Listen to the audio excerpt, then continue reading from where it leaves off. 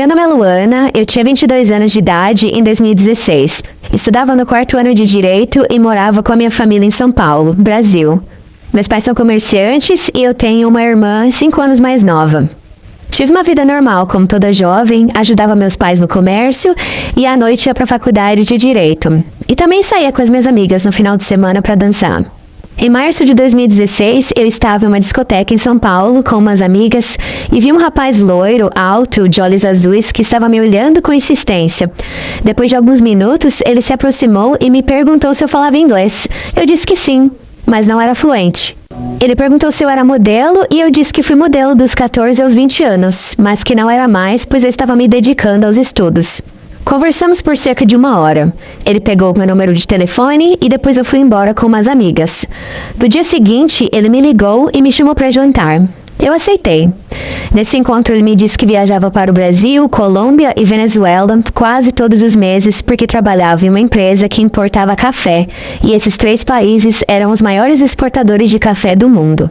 Conversamos por algumas horas e vi ele pelos próximos 3 dias. Uma noite estávamos em um bar e eu queria tirar uma foto dele e ele disse que não gostava de fotos. Então, eu não tirei naquela hora. E ele foi ao banheiro e ao andar na minha direção, tirei uma foto dele. Ele ficou bravo, pegou o telefone da minha mão e apagou a foto. Somente soube anos depois a verdadeira razão do porquê ele nunca queria ser fotografado. Ele voltou para os Estados Unidos e no mês seguinte voltou para o Brasil. Nos vimos novamente por mais 3 dias e ele foi embora, mas a partir daí começamos a namorar. Quando ele me telefonava, o número aparecia bloqueado. Eu perguntei por que ele não me deu o número do telefone e ele disse que não usa WhatsApp, nem Skype e nenhuma rede social. E ele sempre fazia isso, me telefonava umas 4 vezes na semana. Nos vimos 5 vezes em 8 meses. 3 vezes ele foi direto dos Estados Unidos para a Colômbia e de lá para o Brasil, disse ele. Eu convidei o Mike para ir na minha casa, mas ele sempre dizia que não tinha tempo, porque só vinha para viagens de 2 ou 3 dias. Em setembro de 2016, ele me convidou para ir para os Estados Unidos passar férias, mas eu estava estudando e minha família também não permitiu. Meus pais disseram que nem o conheciam ainda. Ele veio ao Brasil novamente em novembro de 2016 e disse que conversaria com os meus pais. Ele não tinha barba quando eu o conheci, e quando veio ao Brasil estava com uma barba grande e com óculos de grau. Muito diferente. Trouxe flores para minha mãe, meus pais o conheceram e ele disse que gostaria que eu passasse o Natal com ele e com a família. Meus pais confiaram nele e eu já estava namorando há 8 meses. Vim a entender somente mais tarde também o porquê dele ter mudado a aparência quando foi visitar meus pais. Em 21 de dezembro de 2016, embarquei para Las Vegas e eu ficaria até fevereiro de 2017, quando minhas aulas começariam. No dia da minha chegada aos Estados Unidos, ele me mandou uma mensagem dizendo que estava ocupado com uns clientes, que seu primo Luiz me pegaria no aeroporto e que ele estaria com um cartaz com o meu nome e em poucas horas eu o veria em casa. Quando cheguei na casa, vi 3 moças usando mini vestidos, saltos altos e super maquiadas, e eu não entendi nada. Elas não falavam inglês e o primo dele disse que Mike iria chegar em breve. Mike chegou depois de 2 horas e então seu primo saiu com as 3 moças, e elas carregavam pequenas malas. Me dê seu passaporte, por favor. Vou guardar pra você. Aqui em Vegas tem muito roubo e não é seguro sair com passaporte. Percebi que na porta de entrada da casa havia por dentro uma fechadura que era preciso colocar um código para abrir a porta para sair. Ele me deu de presente uma mini saia com um top que somente cobria o busto. Era a roupa mais indecente que eu vi na vida. Eu agradeci, mas disse que não usaria aquela roupa em público jamais, pois não era meu estilo. Eu não tô perguntando se você usaria. Eu tô mandando você usar. Ele me deu um tapa no rosto. Falei com minha mãe no dia 23 de dezembro, e ela me disse que tinha alguma coisa muito errada comigo e com o Mike. Ela me disse que tinha falado com a embaixada americana no Brasil, e como não obteve nenhum sucesso, meu pai contratou um detetive particular. Eu perguntei por que ela fez isso, já que eu estava apenas ocupada com a universidade. Ela me disse que o detetive afirmou que não havia ninguém com o nome e sobrenome do Mike nos Estados Unidos. Mike estava ao meu lado, e eu tinha que traduzir tudo que os meus pais estavam falando. Ele ficou irado, bateu muito em mim, dizendo que a minha família estava criando problemas para ele. No dia seguinte, um segurança da casa passou por mim e disse bem baixo: Você será a próxima. Eu não senti como uma ameaça, mas como se ele estivesse me advertindo para algo que poderia acontecer comigo. No dia 25 de dezembro de 2018, eu implorei ao Mike para usar o aplicativo que ele tinha no computador para falar com a minha mãe, pois era Natal, e se eu não telefonasse para minha família, eles desconfiariam ainda mais. Mike tinha bebido muito. Pode usar o computador por 10 minutos. Mas já sabe o que acontece se inventar de falar alguma coisa pra eles. Eu disse à minha mãe que estava tudo bem. Eu não falei o que estava acontecendo comigo, porque eu não sabia como apagar o histórico daquele aplicativo. E ele me mataria se lesse algo que eu escrevi. Ele adormeceu ao meu lado. Entrei no Google e tentei digitar polícia online. Estava tudo bloqueado. Tentei várias palavras, mas não me dava acesso a nada. Foi a primeira vez em 2 anos que eu tive acesso a um computador. Daí digitei denúncia de tráfico humano. Escrevi em inglês e na busca abri um site para mim, mas tinha que se inscrever. Fiz tudo correndo e eu precisava ainda limpar o histórico. Eu vi uma parte do site onde as pessoas falavam sobre abuso, tráfico humano e violência doméstica. E em alguns comentários vi várias pessoas falando sobre a advogada Sandra. Entrei em uma das salas, mas vi que não podia falar online, somente postar. Mandei uma mensagem para ela dizendo que eu não sabia onde estava, mas que eu estava sendo mantida contra a minha vontade em uma casa por um homem chamado Mike. Disse que tinha homens trabalhando para ele no Brasil e que eles sabiam aonde estava a minha família. Disse ainda que eu apenas sabia que estava em Miami. Não pude escrever mais e vi a morte na minha frente, pois o Mike abriu os olhos e perguntou o que eu estava fazendo. Eu disse que estava conversando com a minha irmã. Quando ele entrou no banheiro, limpei o histórico do navegador correndo e saí. A advogada viu minha mensagem e me respondeu dizendo: O IP do seu computador está bloqueado. Informei ao ICE e ao FBI que você parece ser vítima de tráfico humano. Saiba que se ele mostrou fotos de pessoas mortas para você, dizendo que as matou, isso não é verdade. Se ele está falando que vai matar sua família, isso também não é verdade. Tudo que ele tem falado é simplesmente para te assustar e não deixá-la fugir. Você não me conhece, mas eu sou advogada e ativista contra o tráfico de pessoas nos Estados Unidos. Você sabe se vai viajar em breve? Se sim, quando, qual horário e para onde? Eu preciso que você confie em mim. Preciso que você me ajude para eu poder ajudar você. Por favor, me diga o seu nome completo, o nome dos seus pais, o número do telefone deles. As autoridades precisam avisá-los. Está tudo perto do fim, acredite.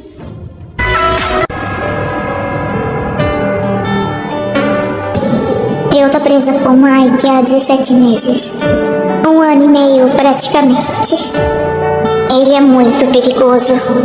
Tirou a vida da família de uma moça que se chama Linda, lá da Colômbia. E me mostrou as fotos da família. Todos mortos. E ele ainda disse pra mim que a Linda pagou com sangue o que ela tinha feito pra ele, porque ela fugiu. Mas os seguranças pegaram ela de volta. Na época, todos acreditaram que aquelas fotos eram realmente da família da Linda. Mike disse que iríamos viajar. Ele tinha um monte de passaporte com as nossas fotos e com nomes diferentes. Ele, o primo dele, mais um outro homem e 3 moças viajamos para a Holanda. Se você falar alguma coisa pra alguém no aeroporto, sua irmã vai te fazer companhia aqui em breve. Fui submetida a coisas degradantes pelos homens que ele me vendeu. Minha vida era só chorar e pedir a Deus que me tirasse de lá. Da Holanda fomos levadas para a Bélgica e ficamos lá por 2 meses, sendo obrigadas a ter relações sexuais com uns 15 homens por dia. No último mês na Europa, fomos para Barcelona. Eu cheguei ao meu limite, eu já não agia ou falava coerentemente. Lá, ele me mostrou muitas fotos de pessoas mortas e me disse que tinha feito isso com a família de uma moça traficada e que aconteceria o mesmo comigo e com a minha família se eu não fizesse o que ele me mandava, confirmando assim o que a Angelita me contou. Me mostrou mais 5 fotos de umas moças todas mortas e ensanguentadas. E segundo Mike, elas trabalharam para ele antes. Eu realmente acreditei que aquelas moças foram traficadas por ele. Eu vivia aterrorizada. Certa noite vi uma das meninas sair do quarto toda ensanguentada. E o Mike me disse: Você será a próxima, se não fizer tudo o que eu te digo. Meu pavor era grande. Quando voltamos aos Estados Unidos, eu teria que passar pela imigração sozinha. Mas dentro do avião, ele me mostrou um vídeo da minha irmã conversando com um rapaz em inglês e me disse: Meu sócio está com a Tatiana por perto. Não faça nenhuma besteira ao passar pela imigração, senão eu dou ordens para ir pegar a sua irmã. Eu acreditava que ele era capaz de fazer tudo aquilo, e então eu passei pela imigração sem falar nada. Ele me traficava sempre entre Miami, Las Vegas e Chicago. Às vezes eu era levada para a casa de alguém, às vezes para um hotel luxuoso. Eu falava com os meus pais uma vez por mês. A minha mãe reclamava muito porque eu não tinha um telefone. Eu dizia que eu poderia usar o fone do Mike, e então para que eu precisaria de um telefone? Ouvi o Luiz dizer ao Mike ao telefone que eu estava pirando e que era hora de se livrar de mim. Eu pensei que iria morrer. Não sabia o endereço onde estava, só a cidade. Não tinha acesso à internet nem telefone. Fui submetida a diversos abusos físicos e psicológicos. As autoridades precisam avisá-los. Está tudo perto do fim, acredite. Somente pude ver aquela mensagem 3 dias depois dela ter me respondido. Você tá um lixo, pele e osso. Você já não tá servindo mais de nada aqui. E sua família tá fazendo muito drama com a sua ausência. Eu sabia que eles iriam me matar mais cedo ou mais tarde. O convenci a me deixar falar com minha mãe por 5 minutos no dia 28 de dezembro, enquanto ele cochilava ao meu lado. Mas não falei com a minha mãe. Eu entrei no site e vi que a advogada tinha me respondido. Mandei mensagem dizendo que eu viajaria em 3 dias, que eu não sabia o horário e nem para onde. Dei meu nome, mas eu não sabia com que nome eu estaria viajando. Foi quando eu percebi uma bandeira do Brasil ao lado do nome dela no site. Mas todos no site falavam somente inglês. Eu pensei que ela talvez pudesse ser do Brasil e falei que eu era brasileira. Em menos de um minuto ela respondeu, enquanto eu estava online, e fiquei surpresa quando ela me respondeu em português. Informei os dados que ela pediu com o nome e telefone da minha família, e ela me garantiu que os meus pais seriam removidos da casa deles até o meu resgate. Ela me garantiu que isso seria feito ainda naquele dia pelas autoridades brasileiras a pedido do FBI. Você precisa fazer exatamente o que eu vou dizer. Essas diretrizes são do FBI, não são minhas. Não tem como eles saberem quem você é e nem qual nome você estará usando para embarcar. No aeroporto, após um check-in, diga que está se sentindo mal. Finge que está quase desmaiando. Continue dizendo que não está se sentindo bem. Quando você for embarcar, diga que você não consegue andar e precisa de uma cadeira de rodas para levar você até o avião. Os agentes do ICE e do FBI estarão lá. Eles terão acesso à lista de pessoas que pedem para usar as cadeiras de rodas naquele dia no aeroporto. E fique na cadeira até a hora do embarque. Quando os agentes se aproximarem de você, eles se identificarão. Quando perguntar o seu nome, diga o seu nome verdadeiro. Eles saberão que você é a pessoa traficada e vão tirar você de lá. Dia 31 de dezembro de 2018, fiz o que me foi pedido. Eu estava aterrorizada, mas aquela era a minha única chance de sair daquilo. Eu disse ao Mike que não estava me sentindo bem 1 hora antes do voo. Era um voo para Las Vegas e eu só fiquei sabendo na hora do embarque. Fui ao banheiro, voltei, disse que eu estava fraca demais e que achava que iria desmaiar. Ele ficou bravo e me disse que eu tinha que ficar boa logo. Eu disse a ele que eu não conseguiria andar até o avião e pedi para ele pegar uma cadeira de rodas. Ele só não me agrediu porque estávamos em público. Ele mandou um dos rapazes que estava com a gente ir buscar uma cadeira de rodas. Entramos para o portão de embarque e eu não parava de checar as horas. Quando menos esperei, estavam em volta de mim uns 7 homens. Eu sou um agente do FBI. Qual que é o seu nome, por favor? Eu falei meu nome verdadeiro e em questão de segundos eles me perguntaram. Quem é mais? Eu apontei e eles o algemaram. Quem mais tá com você? Apontei para o rapaz que estava conosco, o que foi buscar a cadeira de rodas, e falei que as moças que estavam ali eram todas vítimas.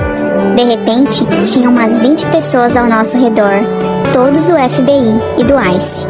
Comecei a chorar incontrolavelmente.